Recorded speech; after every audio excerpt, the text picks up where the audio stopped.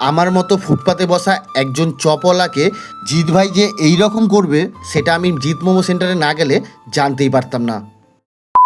নমস্কার বন্ধুরা, আমি ছোট্টু বাজারে ফুটপাতে বসে চপ বিক্রি করি। আজকে আমাদের চপের দোকান বন্ধ ছিল, তাই কল্যাণীতে যাওয়ার পথে ঝড়ের কবলে পড়েছিলাম। আর তখনই বুঝেছিলাম আজকে কিন্তু আমার সাথে ভালো কিছু হতে চলেছে। এদেরকে তো তোমরা সবাই চেনো, কল্যাণী সেন্টার পার্কের সামনে most viral fast food centre Jeet momo centre. এদের খাবারগুলো যেমন সুন্দর তার থেকে বেশি সুন্দর কিন্তু এদের ব্যবহার। তাই তো আজকে আমি চলে গেছিলাম জিৎ মোমো সেন্টারে। গিয়েই কিন্তু আমি ফার্স্টে ট্রাই করলাম ফিশ ফিঙ্গার। সত্যি ফিশ ফিঙ্গারটা যেরকম দেখতে সেরকম কিন্তু খেতেও দারুণ খেতে ছিল। তারপরে কিন্তু ট্রাই করলাম লোটে ফ্রাই। সত্যি যেটা খাচ্ছে সেটা কিন্তু মনটা ভরে যাচ্ছে।